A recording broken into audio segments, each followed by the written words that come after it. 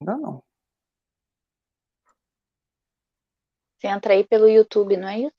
É, Deixa eu dar uma olhada. aqui tá tudo Tá, certo. né? Aqui ainda não pipocou, não. Pra mim. Ah, aqui, ó. Já estamos ao vivo. Aí demorou, mas foi. Demorou, mas foi. Demorou, mas vai. Gente, boa noite. Boa noite, boa noite. Muito obrigado pela presença, pela companhia na noite de hoje. Sejam todos bem-vindos. Eu sou o Felipe, como vocês já devem conhecer. Aqui a Rejane e aqui o Paulo. Né, na noite de hoje, a gente inicia os nossos estudos, né? E a gente aqui que aparece e vocês aí que digitam, né? Então, juntos a gente vai desbravar mais uma parte do capítulo, né? Do livro A Gênese. E quem está conosco aqui, vamos ver quem já chegou. A Luciane. Boa noite, Luciane. Vânia. Boa noite, Vânia. A Glauce. Boa noite, Glauce. Tiago, boa noite. Rodrigo. Saudade do Rodrigo, hein? Boa noite, meu amigo. Sejam todos bem-vindos.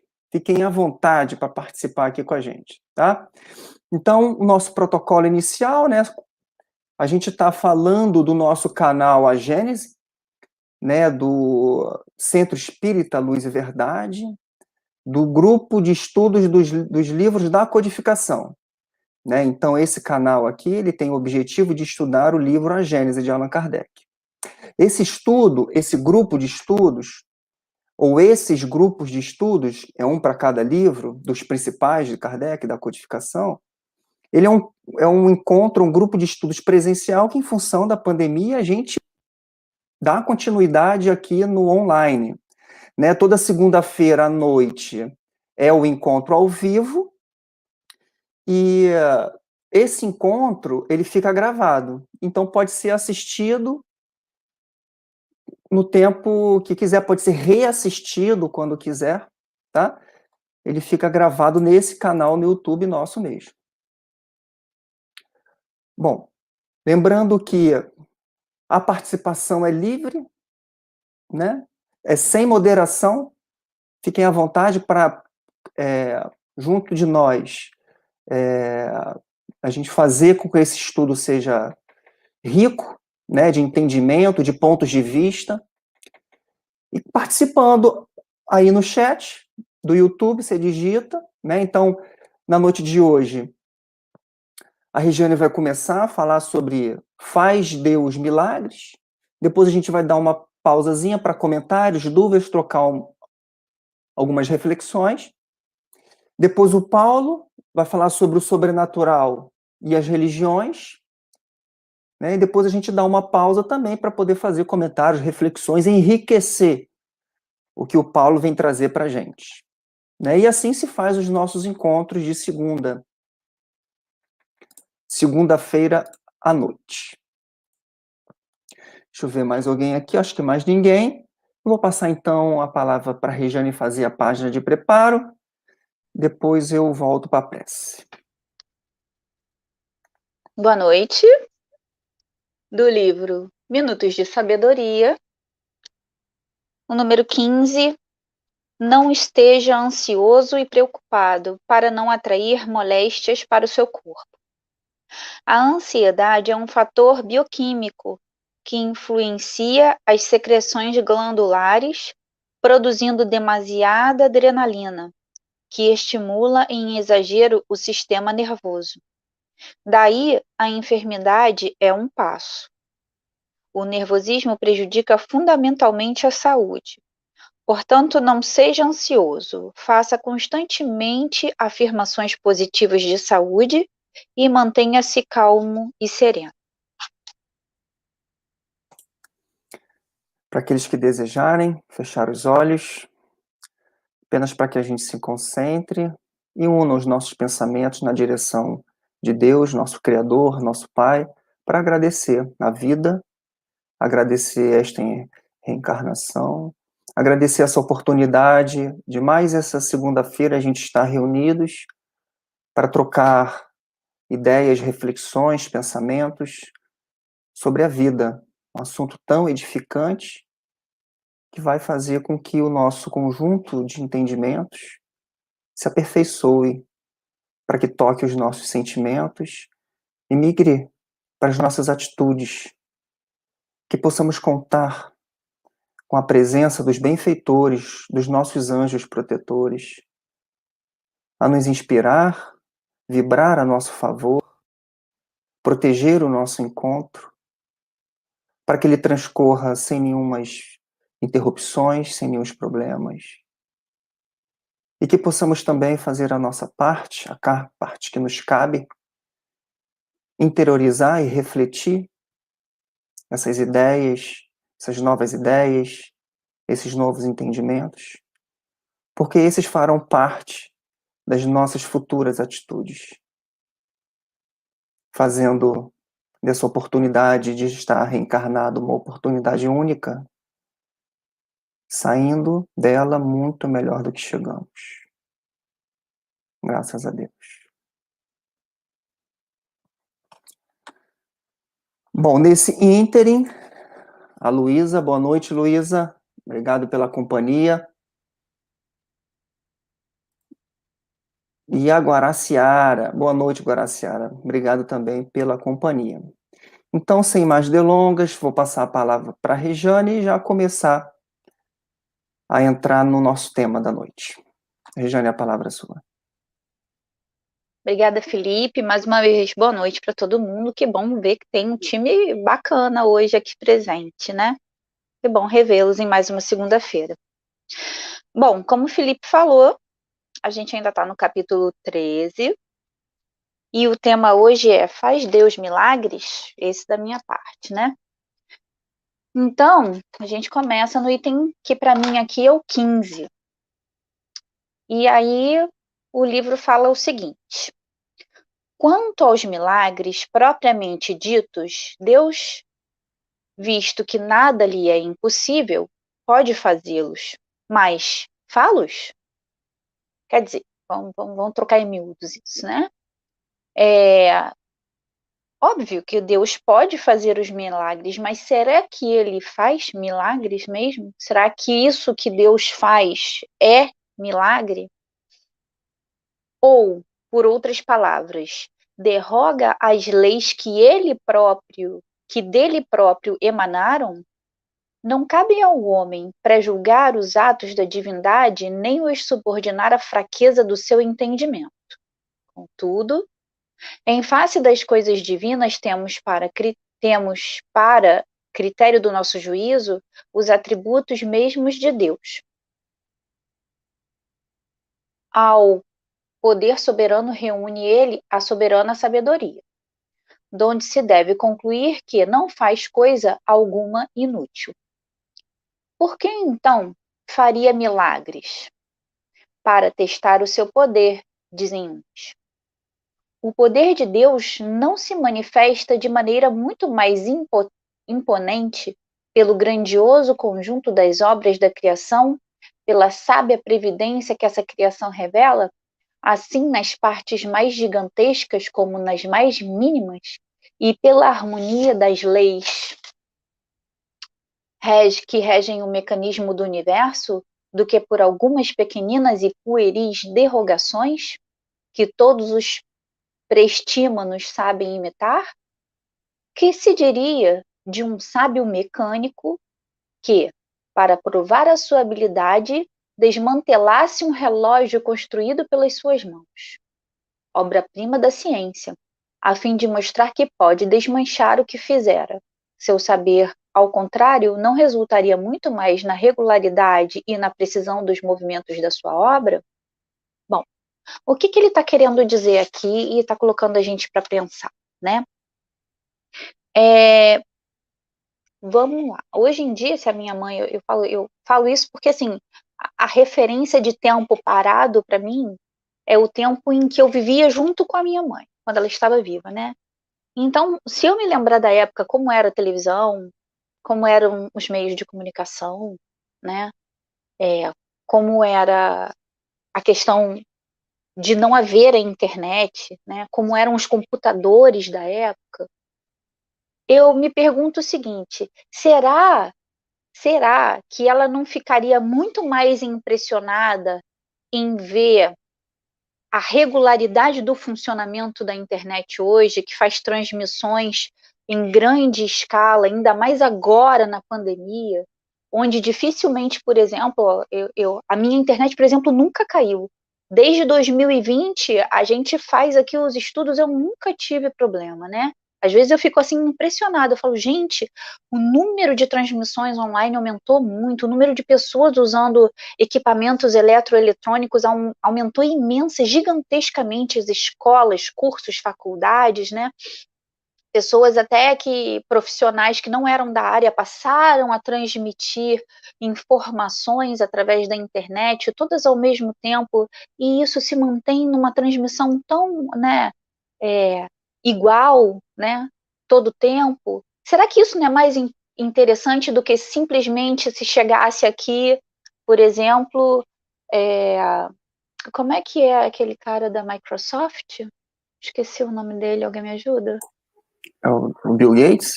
Pode ser, por exemplo, o Bill Gates chega aqui e taca a martelada num celular da Apple, ou seja lá qual for, para mostrar que ele pode refazer um aparelho qualquer que seja, né? É muito mais interessante que a gente veja a capacidade que um eletroeletrônico tem de se manter estável, de ser rápido quando você faz um toque e troca de aplicativo, e ao mesmo tempo que você está usando a calculadora, você está falando com uma pessoa no WhatsApp e está vendo um vídeo no YouTube, e tudo funcionando rapidamente, porque você fica irritado, né? Quando você tem aquele telefone trambolho, que você aperta uma tecla e ele fica horas para poder fazer, né? Você fala, isso não é porcaria, isso.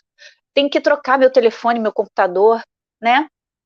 Quando a coisa não funciona com excelência, é que a gente acha que tem alguma coisa errada. Quando a coisa funciona com excelência, com regularidade, é aí que a gente se impressiona, fala, olha que maravilha esse invento, né? A gente olha para a natureza e fala, não, amanhã realmente o sol vai estar nascendo. Todo mundo dorme e ninguém tem essa dúvida. Porque a gente confia plenamente de que ao acordar, se a gente estiver vivo, a gente vai presenciar o sol lá fora, mesmo que entre nuvens, mesmo que num dia chuvoso, a gente consegue olhar lá para o céu e a gente consegue ver. Então, o que Kardec está falando aqui? Será que a grandiosidade de Deus, ela é demonstrada no momento em que Deus vai e quebra as regras? Ou será que a grandiosidade de Deus está justamente na observação quando você vai olhar lá uma colônia de formigas ou de abelhas, que você fala assim, gente, que seres incríveis. Eles trabalham exatamente da mesma forma por toda a sua existência. Ah, tem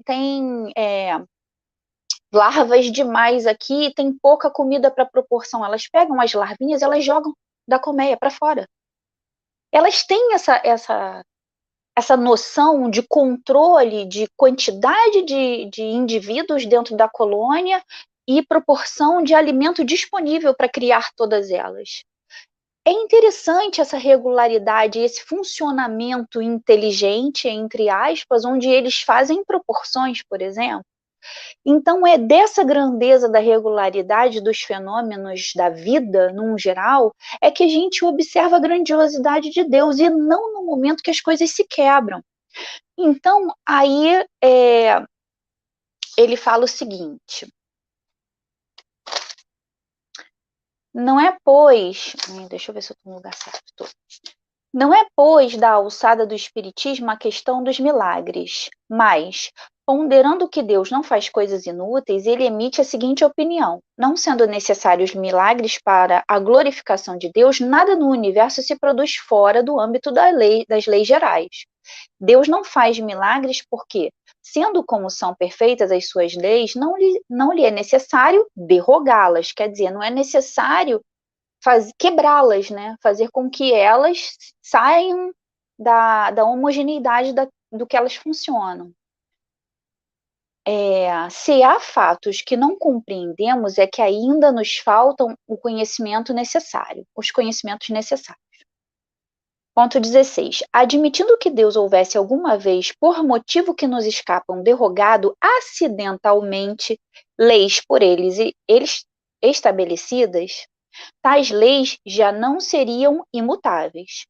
Mesmo, porém, que semelhante derrogação seja possível, ter-se-á, pelo menos, de reconhecer que só Ele, Deus, dispõe desse poder. Sem se negar ao espírito do mal, a onipotência, não se pode admitir que lhe seja dado desfazer a obra divina. Quer dizer, se a gente, por exemplo, der um poder a um determinado espírito que a gente chama de demônio, de diabo, ou seja lá o que for, o gênio do mal, se ele tem o poder de derrogar alguma lei para fazer mal a alguém, né, sem a permissão de Deus, e se Deus foi que criou aquela lei, essa pessoa que derroga a lei de Deus, ela tem mais poder do que Deus, né? A gente precisa entender que é uma questão de quem é mais forte que quem. Existe uma ordem.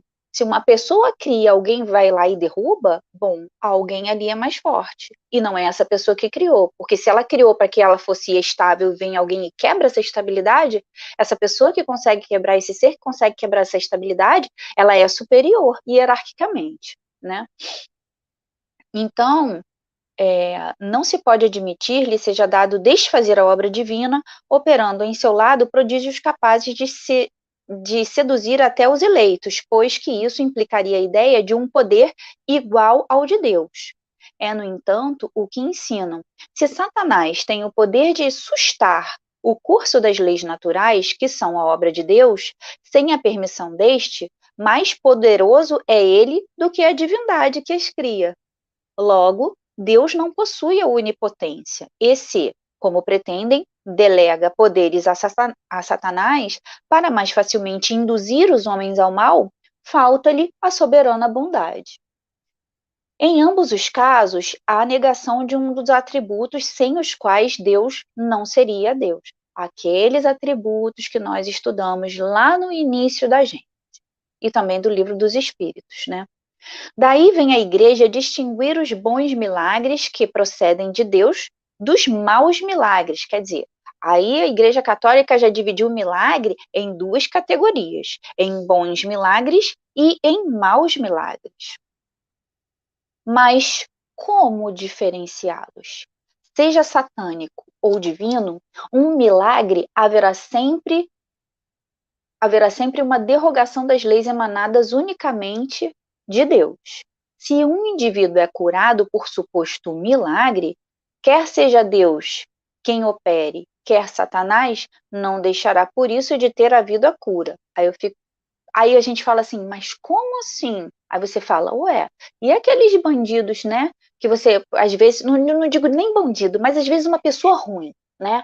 Você vê, conhece várias pessoas ao seu redor. E você fala assim, meu Deus do céu, fulana é uma pessoa tão boa, tão trabalhadora, pessoa que faz caridade, né? Uma pessoa que está sempre gerando o bem em torno dela, seja qual for a religião dela, que você até desconhece a religião dela, mas sabe do caráter daquela pessoa.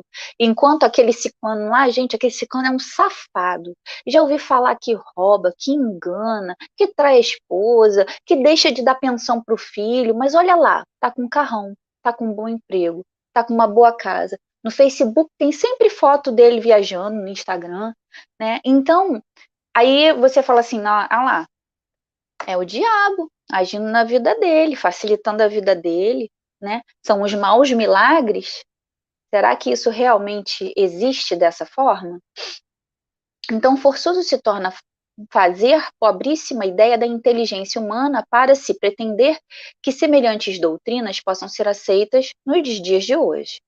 Reconhecida a possibilidade de alguns fatos considerados miraculosos, há-se de concluir que, seja qual for a origem que se lhes atribua, eles são efeitos naturais, de que se podem utilizar espíritos desencarnados ou encarnados, como de tudo, como da própria inteligência e dos conhecimentos científicos de que disponham, para o bem ou para o mal, conforme neles preponderem a bondade ou a perversidade. Valendo-se do saber que haja adquirido, Pode um ser perverso fazer coisas que passem por prodígios aos olhos dos ignorantes, mas quando tais efeitos dão em resultado um bem qualquer, forei lógico atribuir-lhes uma origem diabólica. O que acontece nesse ponto aqui? Jesus, por exemplo, ele fazia milagres, né? Talvez, e aqui eu coloco uma questão para a gente pensar, talvez a gente tenha que considerar a palavra milagre como misericórdia e tirar essa palavra milagre do campo do absurdo, né? Do campo do indefinível, né? Daquele que derroga as leis que são sempre constantes. Por exemplo, os milagres de Jesus.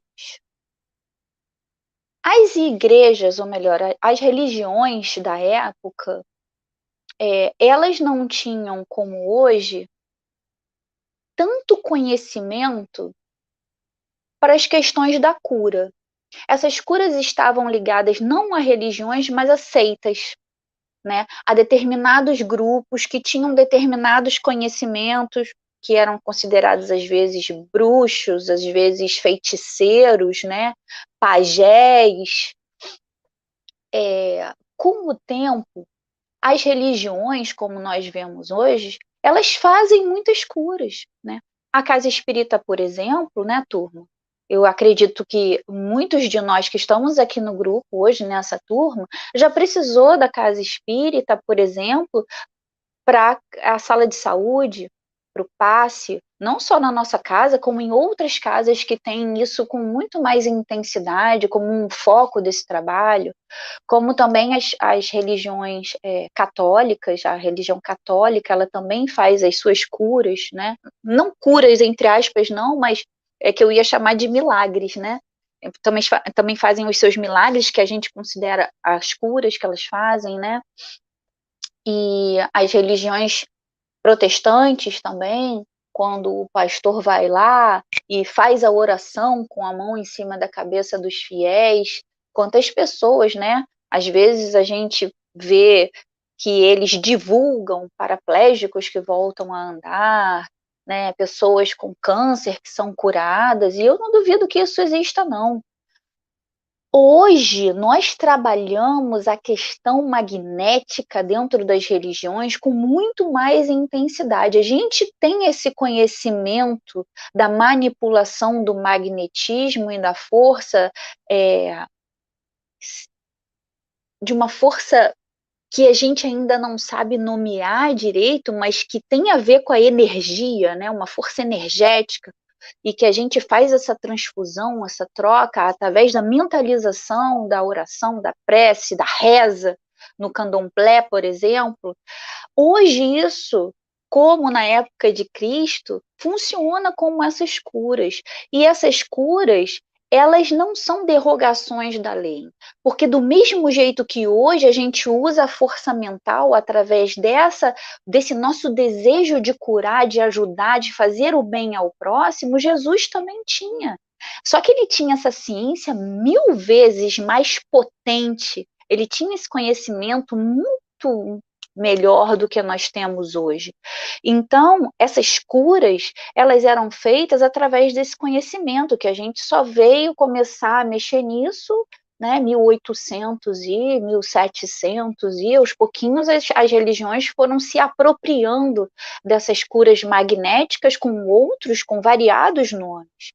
Então, se a gente começar a chamar os milagres de misericórdia, a gente vai perceber que a gente vai começar a olhar isso não como uma derrogação da lei, mas como uma possibilidade de usar o que a lei permite. É como a mãe da gente, quando bota a gente de castigo, e você fala assim: nossa, estou de castigo até o fim do ano, quando eu começar a tirar as notas boas, porque se eu não passar, minha mãe não vai deixar eu sair. Aí, de repente, vai aquela tua amiga rogar por você. Tia, por favor, deixa a Regiane sair. Essa festa de 15 anos da nossa amiga é tão importante. Aí a mãe vai lá e derroga o decreto do castigo. e fala assim: escuta só, dessa vez eu vou deixar você ir, mas se você der mais um mole nessa tua nota, você não sai mais de casa até o final do ano. Alguém orou por você. Lá no Supremo Tribunal, fez aquela petiçãozinha bacana e foi, olha, apreciada com sucesso. Então, essa misericórdia de Deus, quando você acha que tem uma coisa que não vai acontecer e ela acontece, ela é esse milagre. Mas por que que a gente quer milagre? E por que que a gente considera milagre? A gente tem um ótimo médico,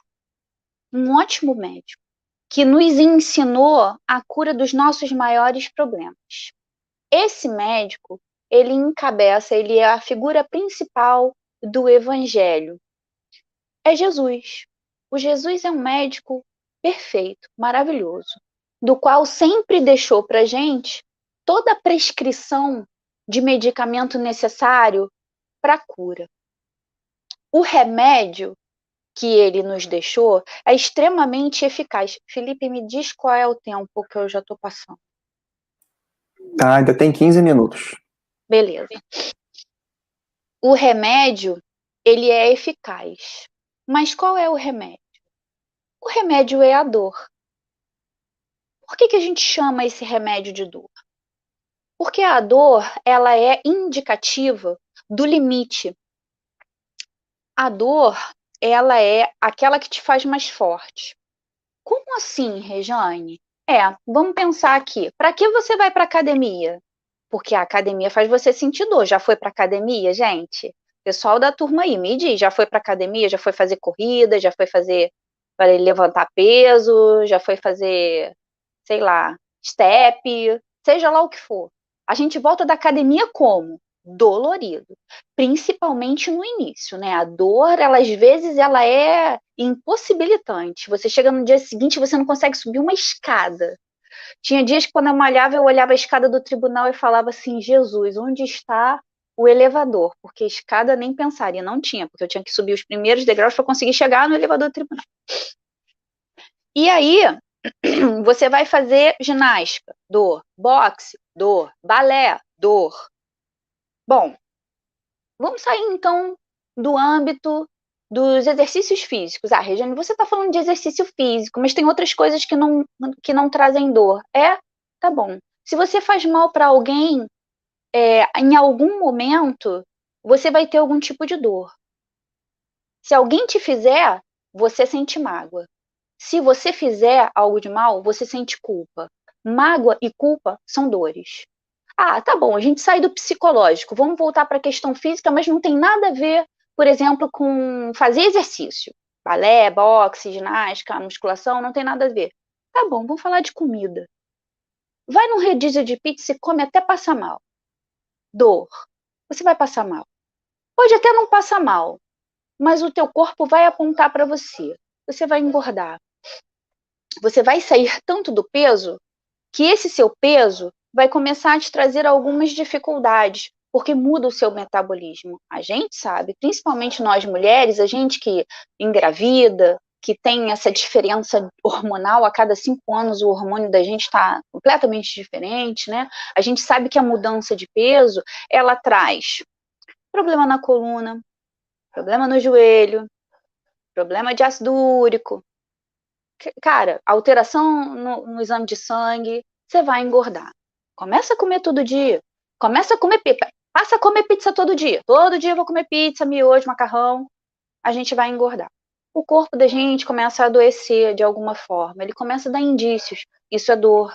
Então, a dor, ela não é efeito. Ou melhor, a dor, ela não é causa. Ela é efeito.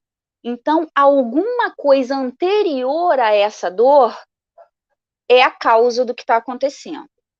Então, se você está passando por uma dor, e essa dor, seja qual for, necessita de um milagre, né? Você está querendo derrogar uma lei.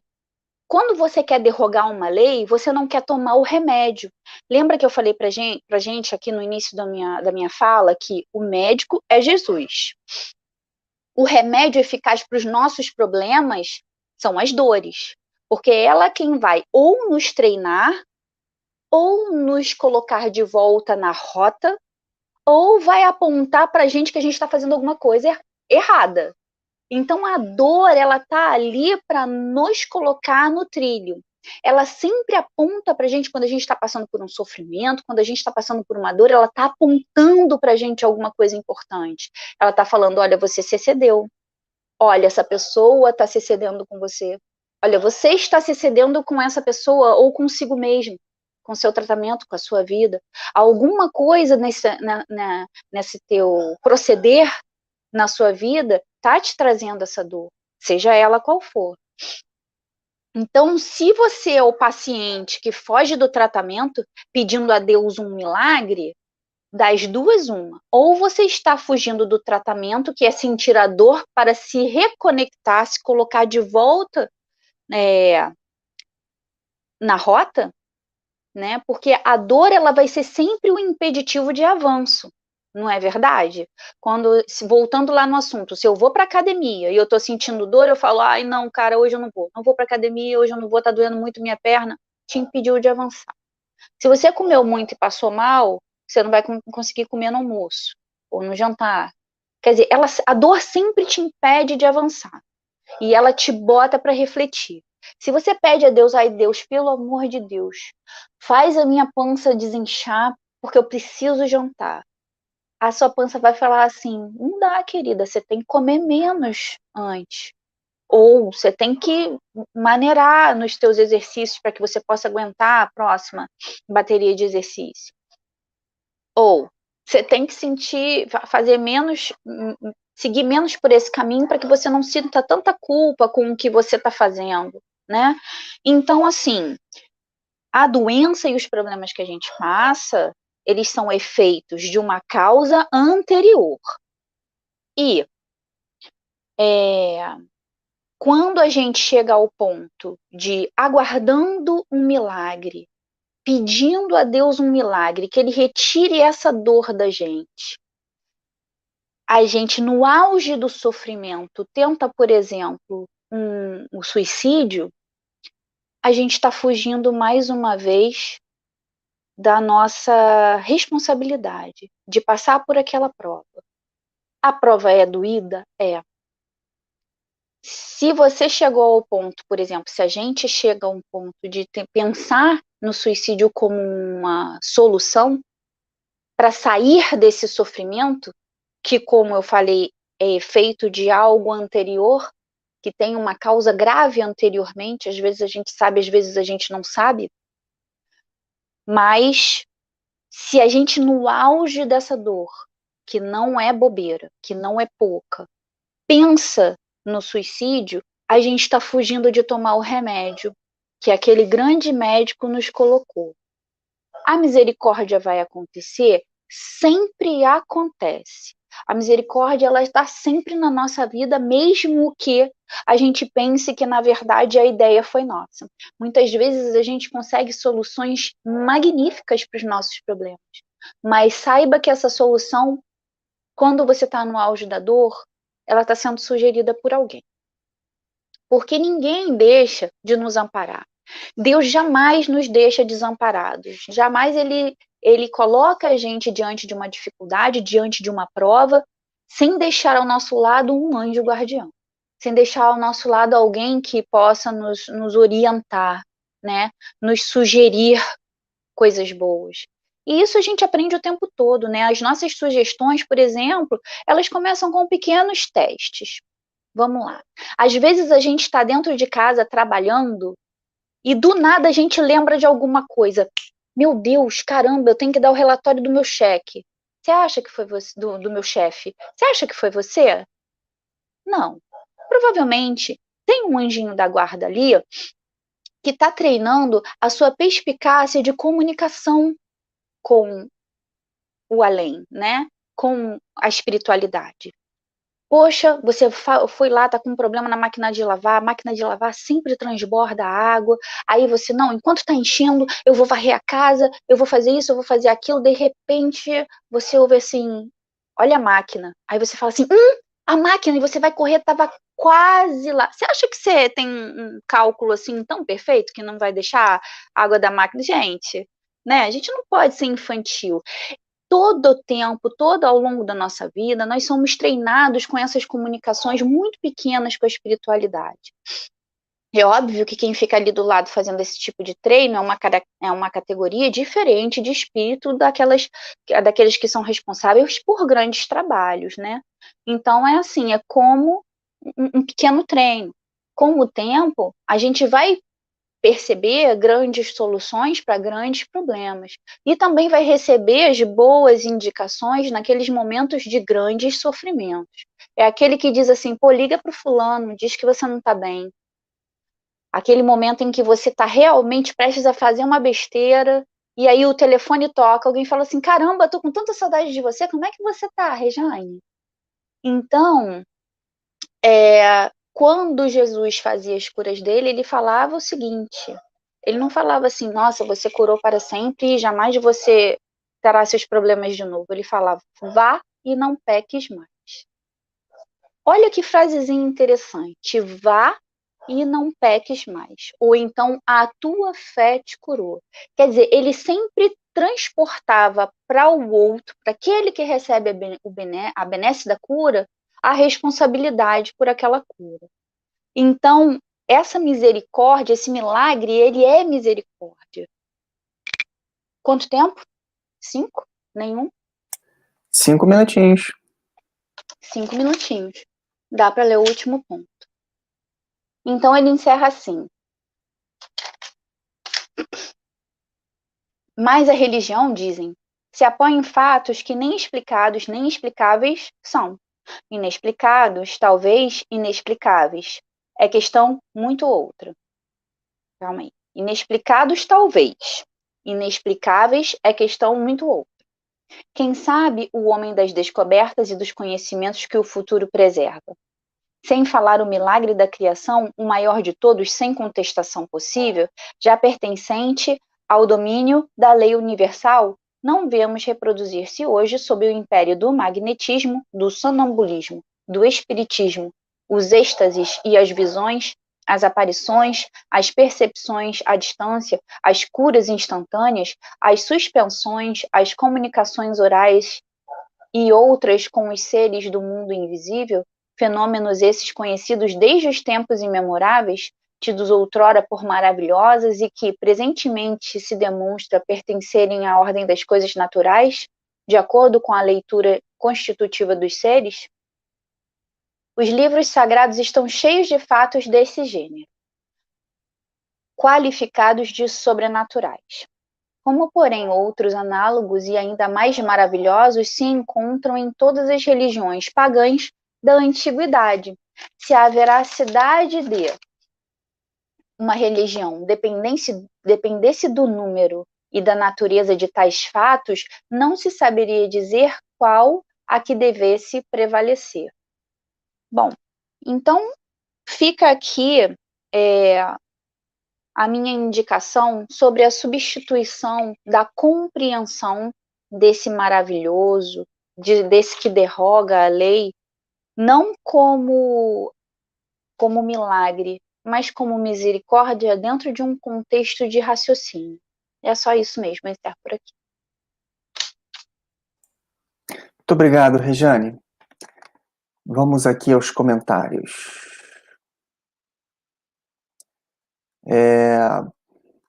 Comentário do Tiago, quando você estava falando sobre a reflexão sobre as conexões, né? A velocidade das conexões.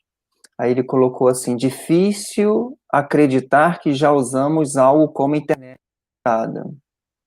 Difícil acreditar que consideravam uma cura como milagre, né? Uma coisa que hoje a gente faz com a imposição das mãos dentro da casa espírita, qualquer pessoa. É impressionante ver como o aprendizado da manipulação das energias magnéticas hoje transformou todos em pequenos Jesus, né? Quem já precisou da ajuda da casa espírita sabe o quanto que é impressionante receber essa cura, esse alívio, É realmente uma coisa fantástica. Eu não sou dessa época, não, Thiago. Internet de escada, o que que é isso? Aquela que fazia um barulhinho de fax, né? É, aquela. Tô disfarçando aqui. Pegou um pouquinho e muito da minha adolescência, essa internet. Bom, e a Valéria chegou, né? Se juntou a nós. Muito obrigado pela presença. E por enquanto, nenhum comentário. Paulo, você quer colocar alguma coisa? Sim. Aproveitar, né, que o pessoal hoje está mais quietinho, né? Colocar as dúvidas.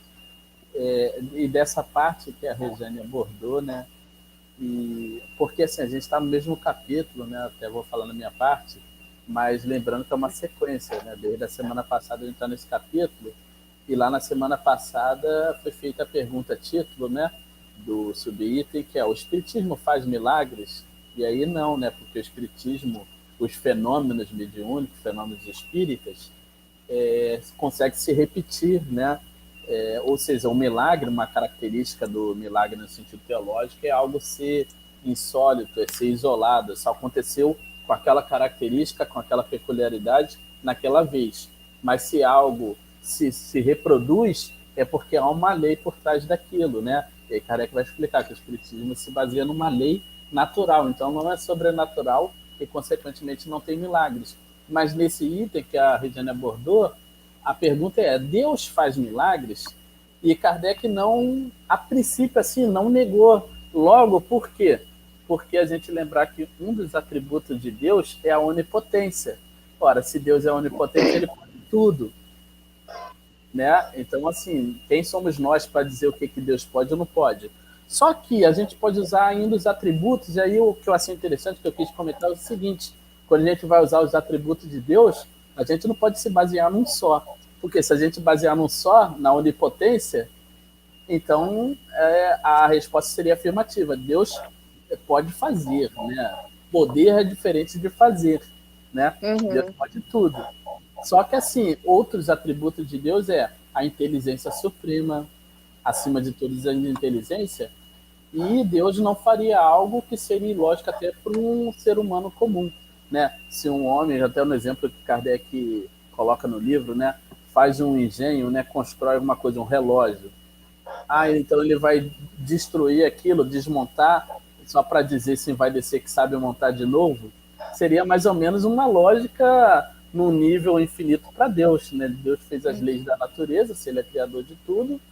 Então ele vai derrogar essa lei para despertar a atenção de meia dúzia de homens num planeta que é ínfimo no sistema, né, solar, no universo. Então, assim, é uma coisa, se a gente escrever a concepção infinita do universo, um retorno aí, se a gente tiver uma concepção infinita do universo e os atributos de Deus, não tem lógica nenhuma. Então, isso feriria um dos atributos de Deus, que é a inteligência suprema.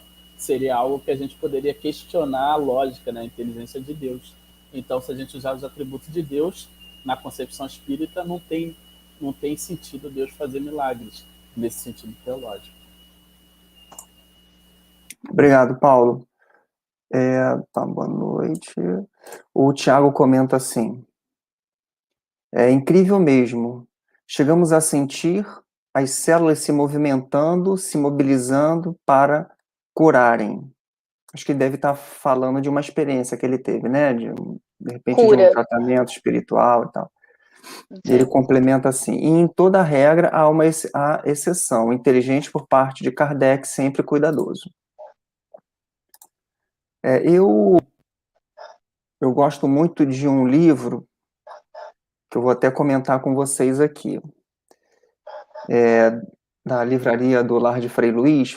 Frei Luís é um centro espírita localizado na Boiúna, e eles têm um trabalho lá de materialização e voltado à cura. Então, pessoas são levadas para poder fazer os seus tratamentos, muitos deles tratamentos graves, né? Alguns deles terminais, e ali se faz uma reunião mediúnica em que tem essa oportunidade. E o engraçado, e eles escreveram um livro sobre essa experiência, 28 anos de experiência com essas reuniões de materialização. O engraçado, né, não é o livro. O engraçado, substituindo engraçado por curioso, o curioso é quem escreveu o livro. Né? Ele é o Paulo César Frutuoso, ele é um médico oncologista. E ele é vinculado a esse grupo em função do pai dele, o seu Eduardo, que já desencarnou. E ele, como médico, teve acesso a essas reuniões e os registros dessas reuniões, registros fotográficos, inclusive. Então, para quem tem curiosidade de tentar ver como ele chama, essa medicina mediúnica, né, onde através de um médium há até a reposição de partes do corpo, né, através da desmaterialização e rematerialização dessa peça dentro do organismo da pessoa.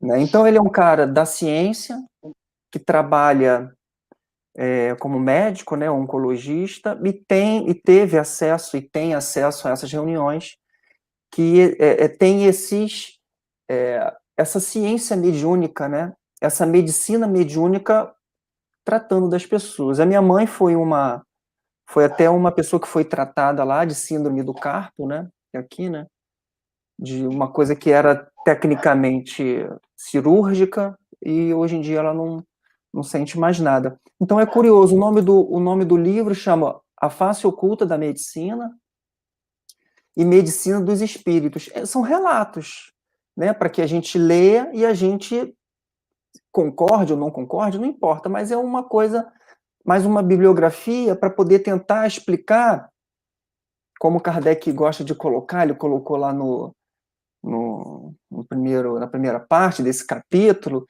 que o advento do espiritismo é para demonstrar o elemento espiritual, né? Uma das forças vivas da natureza. Essa frase é exatamente a dele. Né? Então, o espiritismo consegue explicar esses fenômenos desse elemento espiritual interagindo incessantemente com o elemento material. É só esse comentário mesmo. Felipe, fala para mim de novo, é a face oculta da medicina e o que mais? O outro nome? E Medicina dos Espíritos. Ah, ok. Obrigada. Nada. Aqui não tem mais nenhum comentário. Vou passar a palavra para o Paulo, dar seguimento aí nos itens, né? A partir do item 18, né? Então, se quiser citar os anteriores, fica à vontade, Paulo, a palavra é sua. Obrigado, amigo. Primeiramente, o meu áudio está dando para ouvir? Vocês, aceitou? Então, dando prosseguimento do item 18. Eu deixei alguns comentários, até fugir um pouquinho do tema, porque eu achei bastante legal, porque sintetiza não especificamente esse estudo que a gente está tendo, mas todo o sentido do estudo espírita, né? E eu estava lendo essa mensagem mediúnica, eu achei ela bastante legal, eu queria compartilhar com vocês.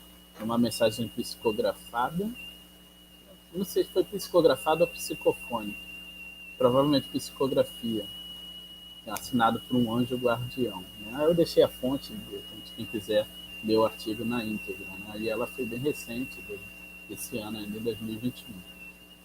Como é assinada por anjo guardião, né? Até a Regiane tocou nesse ponto, e relembrando aqueles estudos que estão aqui na Turma das Enes, né? Quem já fez o Livro dos Espíritos pelo Selvi, ou quem não fez pode também ler essa parte e outras obras, né? A gente tem a escala espírita, isso é muito importante, né? São 3 ordens de espíritos, terceira ordem espíritos imperfeitos, aonde a matéria tem uma predominância da matéria sobre o espírito, e aonde são de se deixar levar pelas más paixões. E tem várias classes lá, né? A segunda ordem são os espíritos, aonde o espírito domina a matéria e só tem o desejo do bem, né? Eles só pensam no bem, consequentemente só fazem o bem. E a primeira ordem, que só tem uma classe, que é dos espíritos puros, aqueles que não têm nenhuma influência da matéria, né? A gente tem uns exemplos de espírito puro que foi formado, que foi Jesus, que encarnou aqui na Terra. Por que eu estou falando da escala espírita? Anjo guardião, o anjo guardião, o protetor, ele é da uma ordem mais elevada que a nossa. Geralmente nós somos da terceira ordem, né? Quase todo mundo que está no planeta Terra é da terceira ordem. Então, o nosso anjo guardião, ele é da segunda ordem, né? Então, ele é um bom espírito. Porque, assim, a gente tem amigos encarnados e nossos amigos, às vezes, dão orientações. Nem sempre orientações de nosso amigo encarnado são corretas, né? Então, assim, quando se fala da gente fazer a prece ao anjo guardião, é aquele conselho que não tem como ser errado. Então, por isso que a gente tem esse princípio bastante entendido, né? O anjo guardião, ele é da segunda ordem. Se ele fosse da terceira ordem também, isso seria um ponto falho da lei de Deus, né? Deus deixaria tutor para a gente que poderia dar palpite errado na nossa vida, né? Então, o anjo guardião, ele não erra nesse sentido para nós. Se nós fôssemos da segunda ordem, nosso anjo guardião seria da primeira. Enfim, né? Tá. Aí o Felipe, se puder deixar a primeira mensagem, que fala lá da razão, eu ler aqui para vocês, né? Esse texto é maior, né? O espírito, o anjo guardião, ele na verdade ele fala sobre a importância do estudo, né? Ele fala assim, a razão e entendimento, a palavra entendimento pode ser entendida como compreensão, né? Razão e entendimento são as faculdades da alma que representam a clareza e a ordem. A razão ilumina, o entendimento organiza e dispõe na boa ordem todas as ideias, todos os sentimentos e emoções, que, auxiliado pela boa vontade, torna o homem sábio e mais próximo da felicidade verdadeira, né? Os espíritos, quando eles são elevados, eles sintetizam, né, em poucas palavras grandes. É engraçado que aqui eu coloquei a fonte, né? Mas, enfim, o StreamYard ou o YouTube, não sei o que, tirou. Mas, tranquilo. Acho que quando coloca site, ele sai do chat. Só para dizer que eu não coloquei os créditos, mas depois eu posso colocar no grupo lá. Então, assim, é engraçado. A razão, ela ilumina, né? O espírito, ele clareia, ilumina. E o entendimento, a compreensão, ela vai, depois de estar iluminada, vai encaixar em ordem o entendimento nosso e, consequentemente, nós vamos cuidando melhor das nossas emoções, do nosso sentimento, enfim, todo o processo de autoconhecimento. Por que eu, na minha fala, eu queria, né, sintetizar não apenas do estudo que a gente está fazendo aqui, mas do estudo como um todo, a importância do estudo espírita, né, que é tão pautado na razão, lembrando que a gente pode fazer mau uso da razão se a gente falsear seu princípio pelas más paixões. Mas no caso do entendimento da doutrina espírita, é o bom uso da razão, ou seja, ele está clareando as ideias, está iluminando, e depois de estar iluminado, com o entendimento que vem na sequência da razão, vamos colocar as coisas em ordem. Então, tudo é isso que a gente faz, é entender as leis de Deus. As leis materiais, né, as leis da matéria, nós aprendemos nas ciências, né, nos bancos escolares e naquilo que a gente quiser se aprofundar. As leis morais que são estudadas pela doutrina espírita é a lei de Deus na parte moral, que também é lei criada por Deus. Se a gente seguir aquilo ali, a gente está mais próximo da felicidade possível aqui na Terra. Então, assim, a importância do estudo é essa, né? Tem aquela divisão, o espírita que só estuda ou o espírita que só pratica. As duas coisas são complemento, porque na medida que a gente está aqui estudando a importância do estudo, estamos clareando as nossas ideias, como se fosse uma bula que vai nos guiando na vida, né? Para a gente não ficar perdido. Então, com as ideias claras e colocando as coisas de modo encaixado, o raciocínio, a gente vai ter sempre a oportunidade de cuidar melhor dos nossos sentimentos, dos nossos pensamentos, das nossas emoções, né? E o que é isso? Isso nada mais é do que o processo do autoconhecimento. Então, o estudo ajuda no autoconhecimento. Lembrando que, para tudo isso, é necessária a boa vontade, a vontade de cada um de nós em querer se melhorar, né? Se a gente estudar superficialmente e na hora de vivenciar, onde é colocado em prova aquilo que a gente aprende, o nosso conhecimento ele vai ficando superficial, né? E, consequentemente, a gente vai ser cobrado na nossa própria consciência por essa perda, né, do tempo.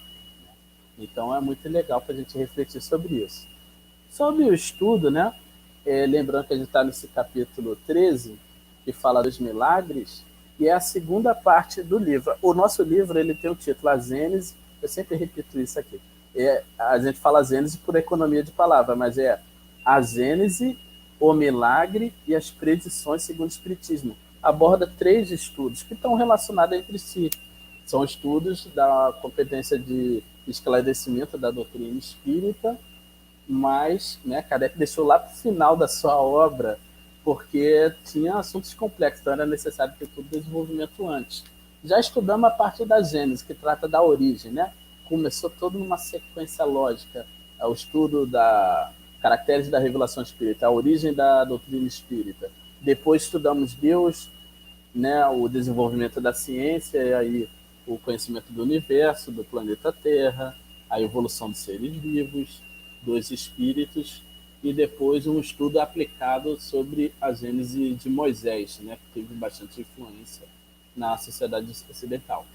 E agora a gente está nessa segunda parte, que é o dos milagres, desde a semana passada que a gente está estudando, né? E depois também tem uma sequência lógica. O capítulo seguinte, na semana que vem, é importantíssimo, trata dos fluidos, né? Não à toa, Kardec colocou esse capítulo antes de abordar os milagres do Evangelho. Por quê? Os fluidos vai dar toda uma explicação para as curas terapêuticas, como o Felipe citou, que é praticado hoje, que era praticado antes do advento do Espiritismo pelos que a gente chama de magnetizadores, né? Quando a gente fala de magnetismo, não é o magnetismo da física, o eletromagnetismo, porque se achava que era importante, né, o uso de ímã, né, para curas, né, o Mesmer, que sistematizou esse conhecimento, no início, nos seus pacientes, ele usava ímã também, então tinha aquela coisa, né, aquela confusão. Depois ele viu, descartou esse uso, mas a palavra magnetismo pegou. Ele falava magnetismo animal, né? Na verdade, com o advento da doutrina espírita, a gente fala magnetismo espírita, que é o próprio fluido que sai do magnetizador, pode ser apenas do encarnado, mas geralmente há a contribuição da espiritualidade também. Então, o magnetismo espírita é o fluido misturado, né, do encarnado com o da espiritualidade. Às vezes a cura pode ser só da espiritualidade, né, que é quando a espiritualidade ela age diretamente no paciente, naquele que quer ser curado. Então, vai chegar lá na explicação como é que Jesus curava. Jesus, automaticamente, ele, sendo espírito puro, tinha um poder magnético, assim, né, bastante grande, né? E outras curas que estão no Evangelho, pelos apóstolos e tudo. Então, tudo isso que está por trás disso é o estudo dos fluidos, né? Mas, ainda antes, a gente está discutindo a questão dos milagres. E aí, indo para o item 18, já lembrando que foi abordado a semana passada e também abordado agora no começo pela Regiane, sobre Deus. No item 18, até eu pedi ao Felipe se deixar, eu coloquei no meu comentário, está embaixo do boa noite do Rodrigo. Conseguiu achar? Acho que está Isso, obrigado, Felipe. No item 18, essa parte final, né, ela resume assim, porque Kardec começa no item 18, né, falando: pretender-se que o sobrenatural é o fundamento de toda religião, que ele é o fecho da abóbada do edifício cristão, é sustentar perigosa tese. E aí, lá para baixo, né, resumindo, Kardec diz assim, está até no item abaixo: o de que necessita as religiões não é do sobrenatural, mas do princípio espiritual, que erradamente costumam confundir com o maravilhoso e sem a qual não há religião possível. Olha que frase impactante de Kardec, né? Porque muitas religiões até hoje constituídas, né, instituições, religiões dominantes que têm grandes adeptos, sustenta isso, que aos milagres toma uma ordem que é sobrenatural, que não há uma explicação, né? Então, a ciência, não compete nenhuma ciência tentar explicar o que está lá relatado nos livros sagrados, ou que algumas pessoas até hoje pretendem dizer que são inexplicáveis, né? Só que a gente viu no nosso estudo lá da semana passada que a humanidade, nas primeiras sociedades, né, lá da antiguidade, qualquer coisa que fugia de uma normalidade, eles julgava sobrenatural, né? Até os fenômenos da natureza, um raio que caía, e queimava plantações, de repente era a ira de alguma divindade, né? E aí era necessário prestar um culto para apaziguar as questões com aquela divindade. E vários outros fenômenos, uma enchente que chegava, derrubava casas e tudo. Então, a humanidade ela tinha aquela questão, era sobrenatural, não tinha explicação. E o que ocorre? Com o advento da ciência, muitos desses fenômenos que antes eram tidos por miraculosos passaram a ter uma explicação científica, né? Então, eu citei o exemplo do raio, por exemplo, tem a ver com as questões eletromagnéticas que envolvem o planeta, né? Então, tudo tem explicação pela física, com o advento da geologia, da astronomia, da física, da química. Essas questões, né, passaram a ter explicação. Só que, como Kardec diz, o terreno aonde as questões miraculosas, né, pretensamente milagrosas, passaram a ter abrigo eram as questões de ordem espiritual, porque na ordem material, com o desenvolvimento da ciência, já não tinha mais porquê de dizer que haveria milagres ali. Então, se refugiaram nos fenômenos de ordem espiritual, do princípio espiritual. E como a ciência, né, até hoje não pelo menos assim no seu paradigma dominante, é claro que há uma ou outra pesquisa isolada, mas de um modo dominante a ciência ainda não adota, né, o princípio espiritual como uma verdade, tal, pelo menos na academia, no modo oficial. Então isso é deixado para as religiões, né? Como aquela coisa do conhecimento útil. Não, as religiões é necessário para a sociedade, mas assim, nem tudo, essas questões, ela não, a ciência nem pretende, como é que eu vou dizer, ter isso como objeto de estudo principal, as questões do princípio espiritual. Só vai estudar na medida que isso afeta de algum modo a matéria, por exemplo, a saúde física. Então, pode ter estudos relacionados com a questão de como que o sentimento da fé trabalha com o efeito da saúde, da melhora, né? Mas são estudos de fronteira. Então, o estudo do princípio espiritual isso é relegado para as religiões hoje, né? E elas tratam isso como sem explicação da ciência, né? Na cabeça do religioso, uma aparição de um anjo que está lá na Bíblia, né, para os profetas. Aquilo não compete à ciência tentar explicar, dar explicação, porque é um milagre, né? É tudo que está no poder de Deus. Deus pode permitir, né, que um anjo apareça para o profeta, né? Então, na cabeça do religioso, estaria numa lei natural, algo sempre reproduzível, né? É um milagre, é um fato isolado. Então, eles pensam dessa forma.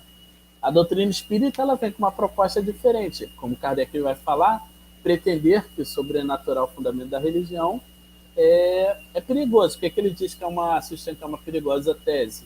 Porque isso só vai aumentar o número de incrédulos, né? Se ele vê que algo não tem lógica, que a ciência dá explicação para algo que é tido como miraculoso, as pessoas vão se afastar da religião, consequentemente, se afastar de Deus e aumentar o número de ateus, né, de pessoas que preferem seguir ideias materialistas, que são mais palpáveis e tal.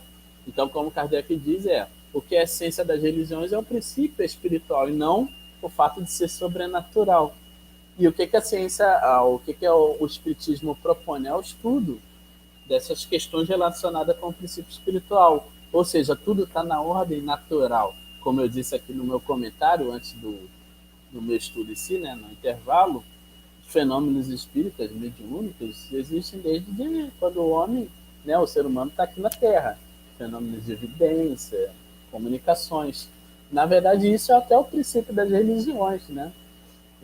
Quando aparece um espírito, uma aparição, não se entendia que era da mesma natureza da nossa alma naquela época. Então, para um homem primitivo, aquela aparição seria o quê? Seria uma divindade, né? Então, os espíritos vão dar origem para toda a mitologia, na verdade, para todo o panteão de divindades em diferentes culturas. Mas se a gente for estudar isso, sempre teve fenômenos medianímicos, né, mediúnicos, fenômenos espíritas. Então, se algo acontece, se é reproduzível, é porque há uma lei, né, que rege esse tipo de fenômeno. Não da mesma forma que uma lei material, mas é uma lei também, lei natural, da que a gente assume que Deus, lembrando da Trindade Universal, Deus, princípio material e elemento espiritual, né? Então Deus cria a matéria, obviamente. As leis científicas são leis de Deus, já que Deus cria a matéria. Mas as leis espirituais também, né? São criações de Deus. Então é natural, tudo que é criação de Deus, a gente chama de lei natural, né? Se a gente ter essa divisão de ser natural e sobrenatural, que é do senso comum da maioria das pessoas que não têm conhecimento espírita, tudo que é relacionado a algo religioso tem a ver com milagres e, portanto, está numa ordem sobrenatural, que não compete à ciência tentar dar explicações na cabeça do religioso. E a lei natural, que é a lei que rege as questões da matéria. Para o espiritismo, como o princípio espiritual também é a criação de Deus, não há que se falar no sobrenatural, pois tudo que acontece é a criação de Deus, tudo tem suas leis, né? Então, os fenômenos de ordem espiritual também é natural, né? Por que a gente não entende como algo sobrenatural? Seria algo fora da lei de Deus. E não tem nada no universo fora da lei de Deus, né? Alguém pode criar uma seguinte objeção: o mal está fora da lei de Deus. O mal é o que? É a criatura que, pelo livre-arbítrio, resolve agir por conta própria, né? Mas, assim, a lei de Deus está ali, o quê? Regendo. Aquela pessoa vai sofrer, né?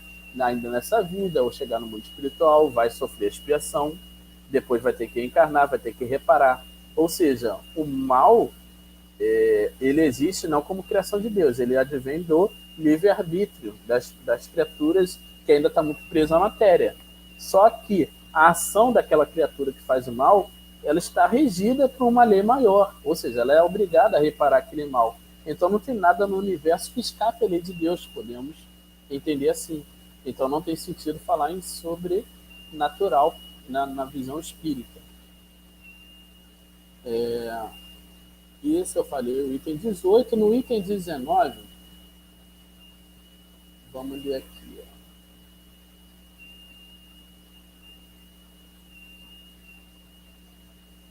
Lendo o item 19 para vocês.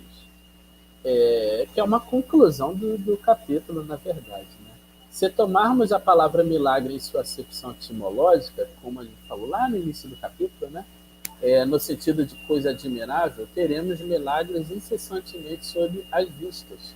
Aspiramos-los no ar, calcamos-los aos pés, porque tudo então é milagre na natureza. Querem dar ao povo, aos ignorantes, aos pobres de espírito, uma ideia do poder de Deus? Mostrem-no na sabedoria infinita que preside a tudo, no admirável organismo de tudo que vive, na frutificação das plantas, na apropriação de todas as partes de cada ser às suas necessidades, de acordo com o meio onde ele é posto a viver. Mostre a ação de Deus na vergôncia de um arbusto, na flor que desabroça, no sol que tudo vivifica. Mostre-lhes a sua bondade na solicitude que dispensa a todas as criaturas, por ínfima que seja a sua previdência, na razão de ser de todas as coisas entre as quais nenhum minuto se conta, no bem que sempre decorre de um mal aparente e temporário. Faça-lhe compreender principalmente que o mal real é obra do homem e não de Deus. Não procure espavori-los com o quadro das penas eternas, em que acaba mais não crendo e em que os leva a duvidar da bondade de Deus. Antes, deem-lhes coragem mediante a certeza de poderem um dia redimir e reparar o mal que havia praticado. Apontem-me as descobertas da ciência como revelações das leis divinas, e não como obra de Satanás. Ensine-lhes, finalmente, a ler no livro da natureza, constantemente aberto diante deles. nesse livro inesgotável. Em cada uma de cuja página acha escrita a sabedoria e bondade do Criador. Então compreenderão que é um ser tão grande, que com tudo se ocupa, que por tudo vela, que tudo prevê, forçosamente dispõe do poder supremo. Vê-lo-á o lavrador, açucar o seu campo, o desditoso nas suas aflições, e bendirá, dizendo: se sou infeliz é por culpa minha. Então os homens serão verdadeiramente religiosos, racionalmente religiosos, sobretudo, muito mais do que acreditando em pedras que suam sangue ou em estátuas que piscam os olhos e derramam lágrimas. Então, essa conclusão admirável de Kardec enaltece, né, essa questão, né, que Deus ele se mostra na sua magnitude, a providência divina, Deus na imutabilidade das suas leis, do que na derrogação para causar admiração em criaturas ainda tão imperfeitas num planeta ínfimo, desprezível, perdido no universo infinito, né? Então a gente tem a estabilidade das leis de Deus, né? A legislação humana está sempre mudando, por quê? Por causa da lei do progresso, né? E muitas vezes nem é uma mudança linear, assim, às vezes regride um pouco, etc. Mas, de um modo geral, vai se tornando mais humana, mais universal, né? Até com as revoluções sociais, etc. Então, mas o homem está sempre mudando a sua legislação. Por quê? Porque ele não é perfeito, então ele está progredindo. Mas Deus já é infinitamente perfeito, então a sua lei não muda, não se altera, e ele nem tem necessidade de derrogar para mostrar todo o seu poder. Seu poder se mostra patente em leis perfeitas que são imutáveis, tanto na parte material quanto as leis morais, né? Que a gente estuda na doutrina espírita, as leis morais, as leis que regem o princípio espiritual, né? A evolução do princípio espiritual e sua relação com o mundo material e com as outras pessoas e com Deus. Então, essa é a questão desse capítulo, né?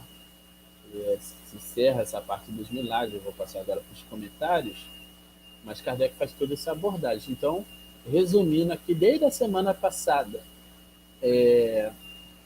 milagre, ela tem uma origem etimológica que significa o admirável, né? Só que ela acabou com o uso prevalecendo, né, o uso dominante é o sentido teológico, é uma derrogação pontual da lei de Deus, né? Isso é o sentido teológico dominante da palavra milagre. Então, nesse sentido, a gente já viu que Deus, como ele é onipotente, ele poderia fazer milagre, se a gente olhar só a onipotência. Mas olhando outros atributos de Deus, não há necessidade, né? Isso até feriria a sua suprema inteligência, né? Derrogar uma lei para causar espanto de criaturas ainda imperfeitas num globo ínfimo, perdido no universo infinito. Não tem sentido.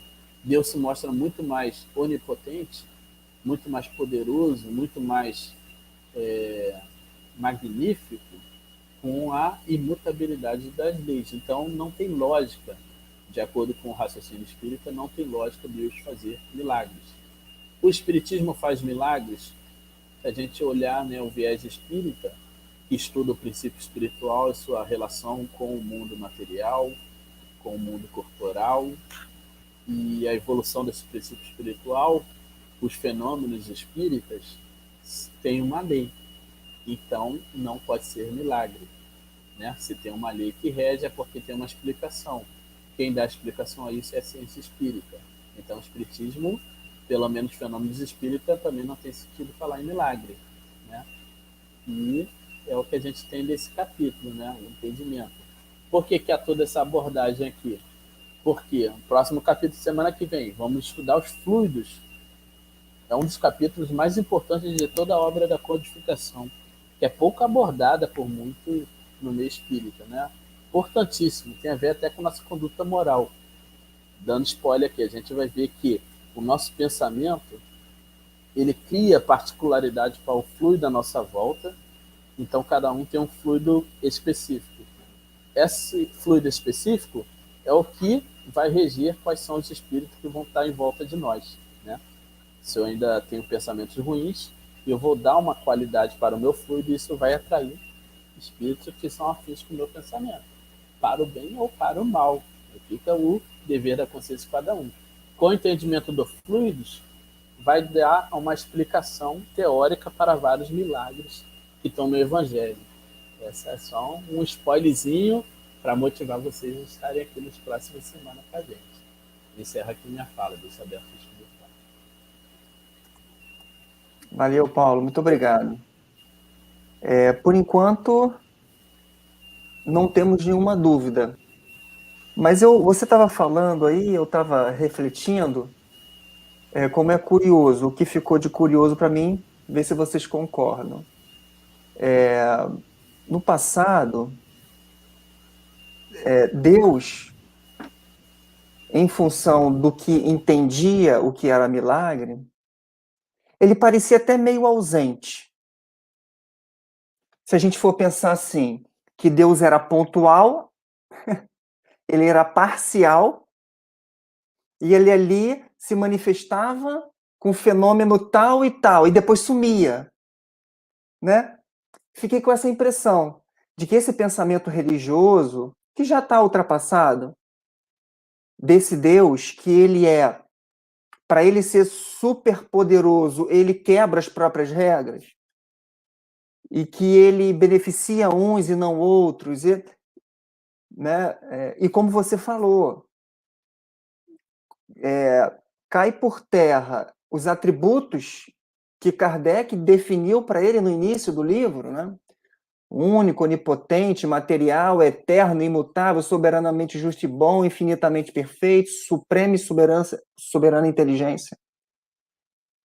Então parecia que Deus, o entendimento de Deus no passado, ele, né, fazia até sentido dele ficar fora da criação, dele ficar se revelando em alguns momentos, depois estando mais do que revelado, né?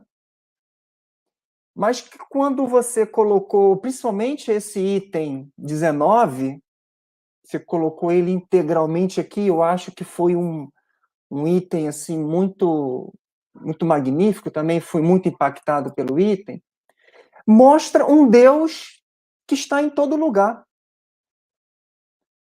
né? Em cada detalhe, no macro, no micro, ou seja, onipresente, ou seja, está aderente àqueles atributos.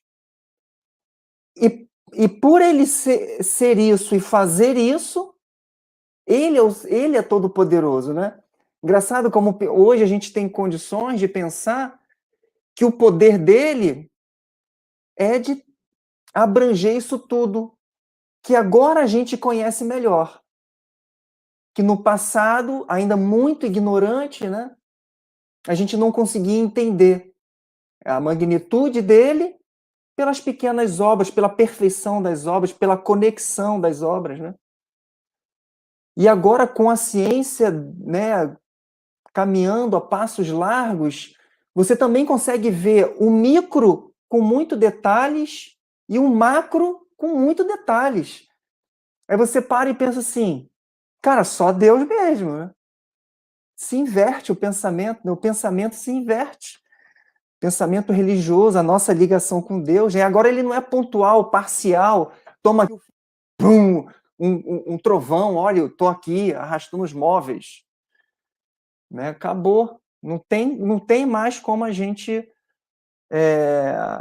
enveredar nessa reflexão religiosa. Viajei muito, meu amigo. O que tu achou desse pensamento? Hein? Não vou comentar. Assim, no Velho Testamento, né, na Gênesis diz em determinada parte que Deus fez um homem a sua imagem e semelhança. Né? Quando a gente vai estudar a historicidade dessas questões, é muito mais o processo inverso, né? A sociedade humana, não o homem, é que em cada tempo construiu a sua a imagem de Deus. Né? Então, assim, na medida que vai se dando progresso, ele vai clareando essas questões. Até, por exemplo, Jesus era um espírito puro, Mas Jesus, ele falava de acordo com o seu tempo, né? Então ele apresentava, por exemplo, a figura de um Deus como Pai, né? Do Pai Nosso, Pai. Porque se vivia no contexto de uma sociedade patriarcal. Será que hoje em dia também tem sentido isso? A gente está reforçando nessa noção de Deus como Pai, né? Algumas outras culturas se cultuava uma visão de uma deusa, né? De uma criadora. Então, o que, é que eu estou querendo chegar? Não estou querendo polemizar, mas estou falando. Na medida que a gente vai estar progredindo, a gente só vai estar ampliando essa noção, né? Do Criador de tudo. Então, isso, a ideia sobre Deus, ela caminha junto com o progresso. À medida que a gente vai estar progredindo, vamos deixando, ampliando a nossa visão das coisas, né? Caminha com esse conhecimento. Esse último trecho aí foi muito legal do Kardec, né? Quer mostrar a onipotência de Deus, mostra a simplicidade, como ele fala, né, da natureza, nas coisas mais simples, desabrochar de uma flor, como é que se funciona, como é que se desenvolve, né, as regularidades da natureza. Isso aí mostra o poder de Deus, né? Então, interessantíssimo isso, né? A gente alia a ciência com a religião, né? Uma coisa não pode ser rival da outra, não precisa brigar, né? Esse trecho fala sobre isso. Ué, se você está estudando as leis da matéria, as leis da ciência, isso aí deveria ampliar, né, a nossa admiração por Deus, né?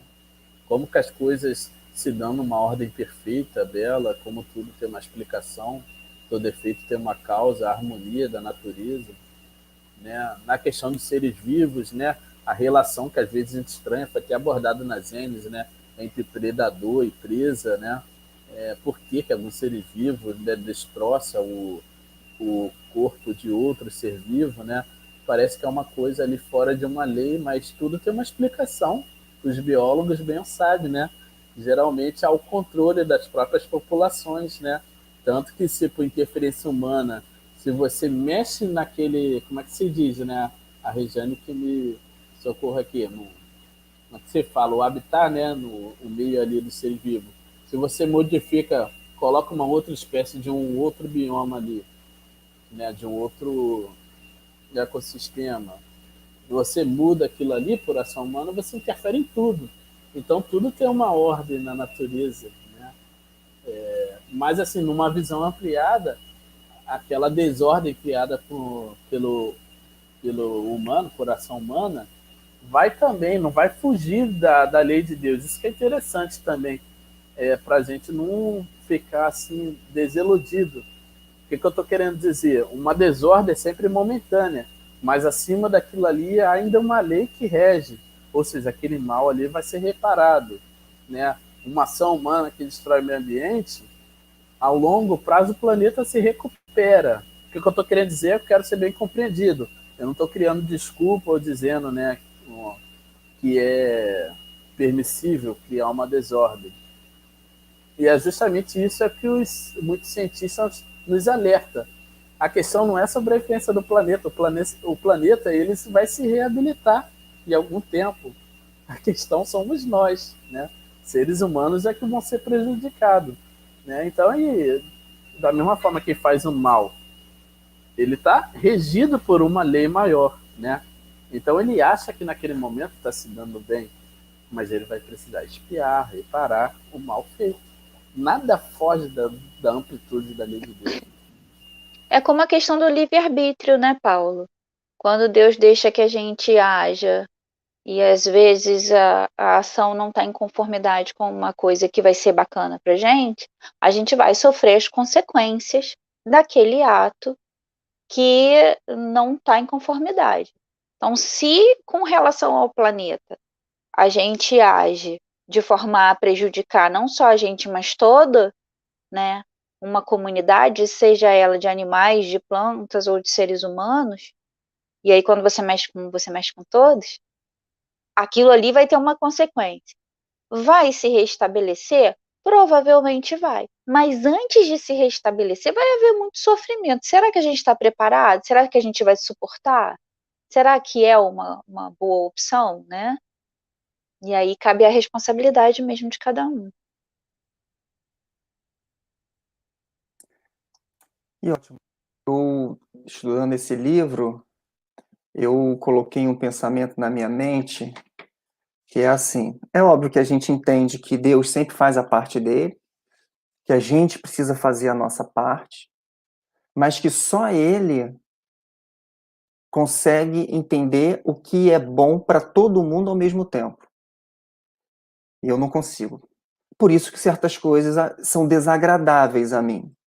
Ele não consegue em todo momento me desagradar, ou ele não consegue a todo momento me agradar, né? Mas o certo sempre está acontecendo, porque só ele, para infinitamente perfeito, bom, justo, ao mesmo tempo com todo mundo. Aí é só com ele mesmo. Eu estava pensando num negócio, eu estava aqui estudando na varanda, aí eu falei assim, gente, é muito louca essa ideia de achar que Deus só é poderoso para mim se ele derrogar a lei. Então tá bom. Digamos que eu, nesse momento, esteja passando por uma felicidade extrema e deseje assim, nossa, eu não queria que o tempo avançasse, eu queria que o tempo parasse nesse momento, porque eu tô tão feliz, eu tô passando por, sabe, tipo, o dia tá lindo, tô bem acompanhada, tá tudo dando certo, só que ao mesmo tempo, num canto remoto do planeta, ou até mesmo aqui, o meu vizinho, tá passando por uma dor imensa, um problema gigantesco, um sofrimento horroroso, e faz assim para Deus, por favor, faz com que esse tempo passe rápido. Bom, a quem ele vai atender para fazer o milagre? Ele vai ter que derrogar de alguma forma esse tempo. Um quer que não passe, o outro quer que passe logo. Se ele atende a um desses, o outro vai estar completamente prejudicado. E aí, né? Aí eu fiquei pensando, assim, viajando em como acreditar, porque eu me questiono também naquilo que eu acredito, né? Eu falo assim, poxa, será que eu não estou errada? Será que realmente o milagre como derrogação não existe? Mas se ele existir, com que mecanismo ele vai conseguir fazer tudo funcionar sem ser mal para alguém, né? E aí é muito doido a gente se questionar sobre a necessidade do milagre, né? Acontecer dessa forma é importante até para saber sobre a justiça, para refletir sobre as características que você estava falando, que é a da justiça, por exemplo. Como é que ele vai ser justo? É isso. Show de bola. Então a gente vai em algumas considerações finais, Paulo? Não? Então vamos evoluir para o nosso término. Agradecendo sempre a presença de todos vocês, participação,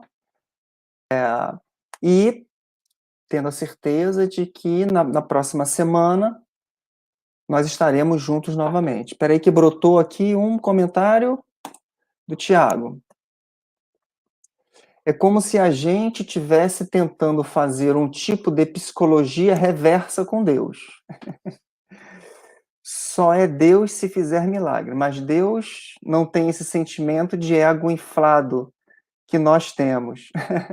Legal. Concluiu aí com chave de ouro, Thiago. Muito obrigado aí pela reflexão, viu? Participação também.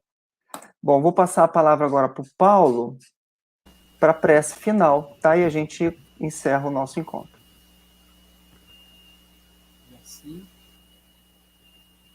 na prece final, queremos agora agradecer por esse momento, agradecer aos bons espíritos que nos acompanham, que nos orientam no dia a dia, nos ensinam um bom caminho, aos guias que coordenam do mundo espiritual nosso estudo, e que a todos aqueles que estão nos ouvindo, participando, fazendo parte desse grupo, que possa ser, continuar a manter o canal aberto para receber as inspirações dos bons espíritos, assimilar, para que possamos estar mais fortes, mais resignados e obedientes à lei de Deus, pois só dessa forma é que estaremos no caminho da felicidade e do nosso progresso, do nosso autoconhecimento, da nossa reforma íntima, da nossa melhora.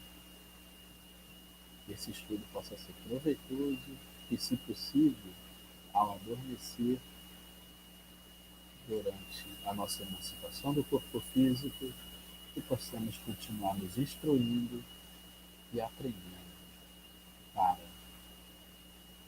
ao acordar, ao despertar, possamos continuar seguindo em nossas missões aqui encarnado, com mais bagagem, com mais ideias a respeito do bem. Que assim seja.